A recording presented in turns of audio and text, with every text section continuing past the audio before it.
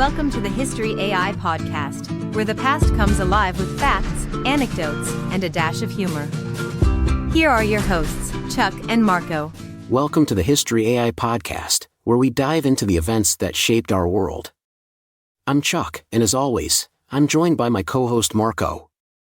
How's it going, Marco? It's going great, Chuck. Excited about today's episode. We're tackling a fascinating piece of American history that's often overlooked, the 1932 Bonus Army March on Washington. Oh, absolutely. It's a story with all the drama of a Hollywood blockbuster, veterans marching for their rights, clashes with the government, and a turning point in American social policy. Before we dive in, let's set the scene for our listeners. It's the early 1930s, the Great Depression is at its peak, and unemployment is sky high. Right, Chuck. And amidst this economic turmoil, thousands of World War I veterans, hit hard by the Depression, march on Washington to demand early payment of a bonus they were promised for their service. That's the Bonus Army for you. These veterans, along with their families, built a makeshift camp near the Capitol, capturing the nation's attention. But let's not get ahead of ourselves. First, a bit of background on what led to this extraordinary moment. As we delve into the origins of the Bonus Army March, it's crucial to understand the desperation that gripped the United States in the early 1930s. The Great Depression had left the economy in ruins, with unemployment rates soaring and millions of Americans struggling to survive. Amid this economic devastation, a group of World War I veterans would rise, demanding the nation fulfill a promise made to them. Indeed, Chuck. The story begins in the aftermath of World War I. In 1924, understanding the sacrifices made by its servicemen, Congress passed the World War Adjusted Compensation Act.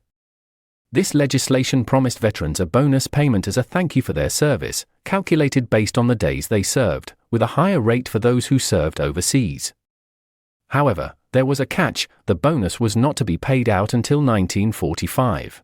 Fast forward to 1932, with the country in the throes of the Great Depression, those promised bonuses became a beacon of hope for many struggling veterans. The idea was simple yet powerful: if only the government would pay the bonuses early, it could alleviate the suffering of thousands. This is where Walter W. Waters, a former Army sergeant, steps into the narrative. Disheartened by the government's inaction and moved by the plight of his fellow veterans, Waters became a pivotal figure in organizing a peaceful protest. He rallied veterans from all over the country, calling them to march on Washington and demand the immediate payment of their bonuses. The veterans who answered Waters' call were a diverse group. Some were unemployed, desperate for any form of financial relief.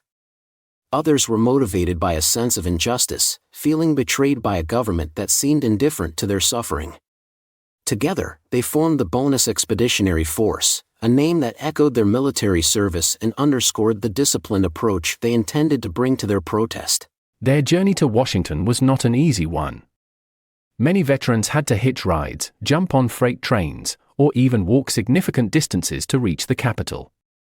Along the way, their ranks swelled as news of the march spread, drawing veterans from every corner of the nation. They shared a common goal: to secure the bonus that they believed was rightfully theirs.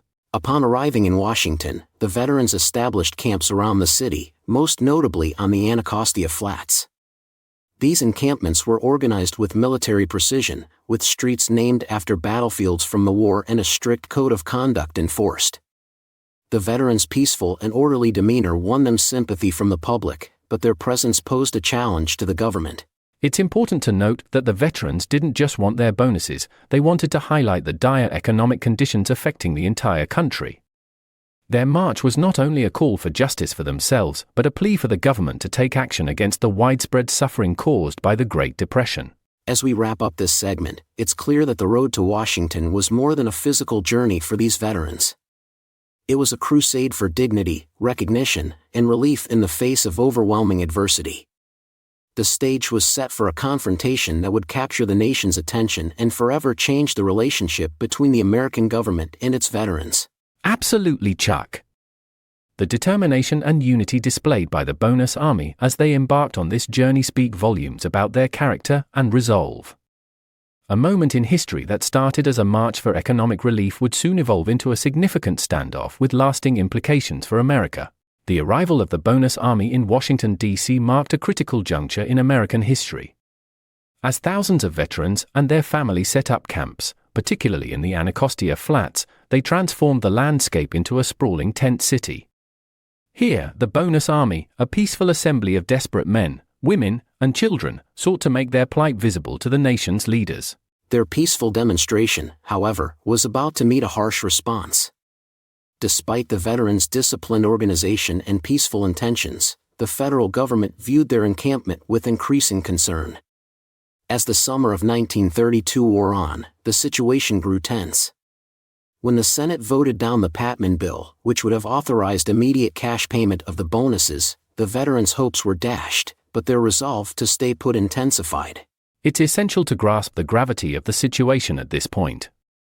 These veterans, many of whom were jobless and homeless due to the Depression, had nowhere else to go.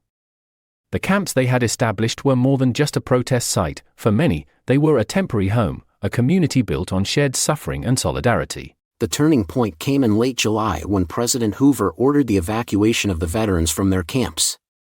The task fell to the D.C. police, but when the eviction turned violent, resulting in the deaths of 2 veterans, the situation escalated rapidly. Hoover then called in the military, led by General Douglas MacArthur, to quell what was perceived as a rebellion. Let's paint a vivid picture of that day. Imagine the streets of Washington, D.C., filled not with enemy soldiers, but with American veterans, their families by their side, facing off against active duty soldiers.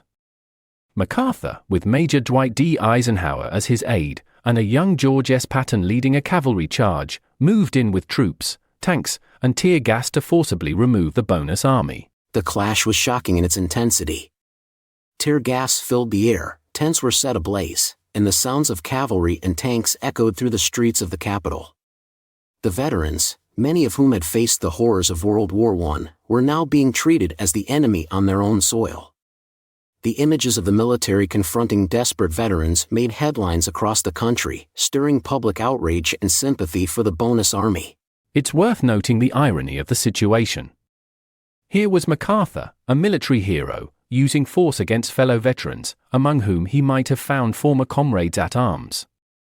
The veterans had fought overseas, only to be denied a peaceful petition for redress in their own country. The aftermath of the eviction was a scene of devastation. The veterans' encampments, particularly the one at Anacostia Flats, were destroyed, leaving thousands without shelter. The stark contrast between the government's treatment of the veterans and the veterans' dignified, albeit desperate, plea for help was a turning point in public opinion. This episode not only marked a low point in Hoover's presidency, contributing to his defeat by Franklin D. Roosevelt later that year, but it also signaled a shift in how the American public viewed the plight of the veterans and the unemployed during the Great Depression. It raised fundamental questions about the government's responsibilities towards its citizens, especially those who had served in its armed forces. Indeed, Marco. The Siege of Washington remains a powerful example of a government's failure to address the legitimate grievances of its people peacefully. The Bonus Army's eviction would leave a lasting stain on Hoover's legacy and set the stage for significant changes under the Roosevelt administration. The Bonus Army's eviction was a dark chapter, but it wasn't the end of their story. Under Roosevelt, the new Congress finally passed a bill in 1936 for the immediate cash payment of the veterans' bonuses.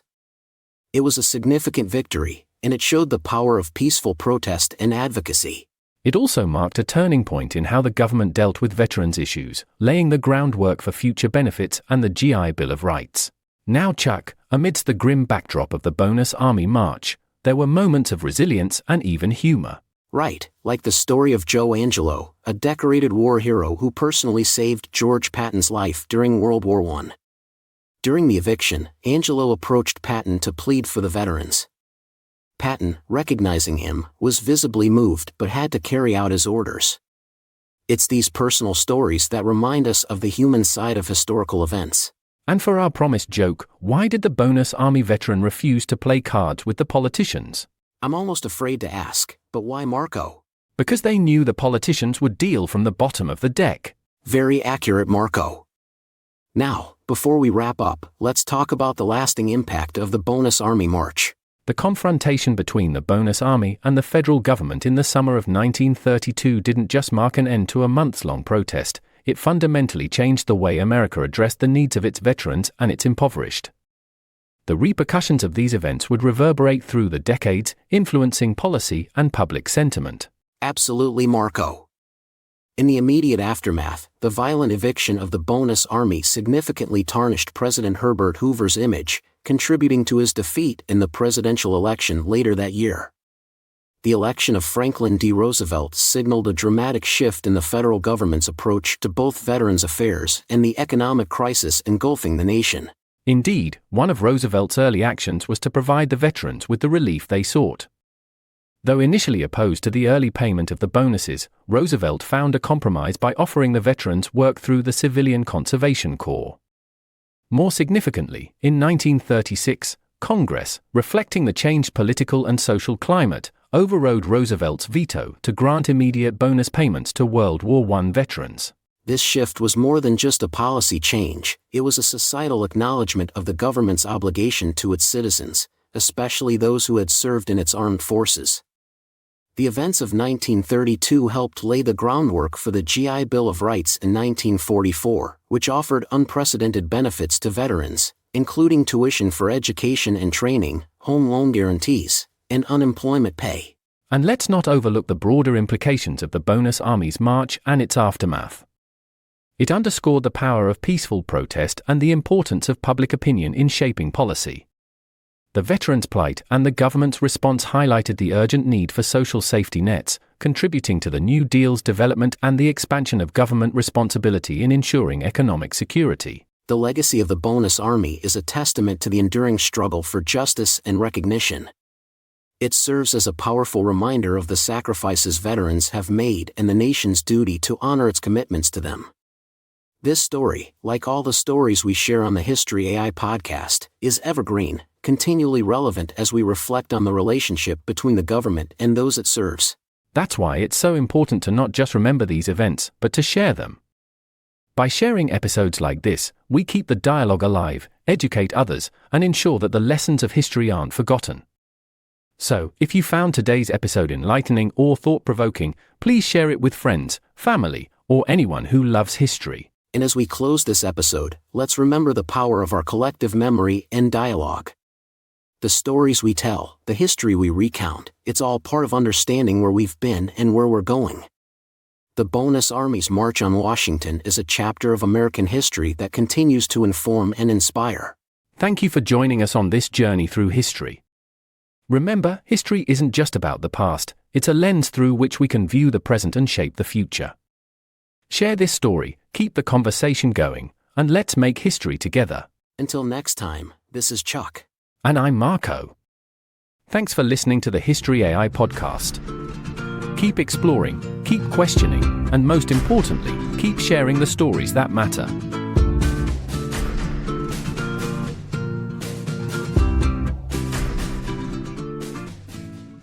Looking for the perfect way to show appreciation for the incredible mom in your life? Discover Exhausted Moms, a coloring journey to relaxation and humor, the coloring book that speaks directly to the heart of motherhood. Gift her an escape into pages of laughter, empowerment, and moments of tranquility. With Exhausted Moms, she'll find a blend of whimsical illustrations and inspiring quotes that celebrate her daily triumphs and challenges. Crafted with love from images I created for the mother of my children, each page offers a space for creativity and relaxation, a reminder that she's doing an amazing job, even on the toughest days. Give the gift of laughter, peace, and recognition. Exhausted Moms isn't just a coloring book, it's a hug, a nod of understanding, and a token of appreciation for everything she does. Surprise her with Exhausted Moms today and watch her face light up with joy. Because every mom deserves a moment to herself, wrapped in the colors of love and support.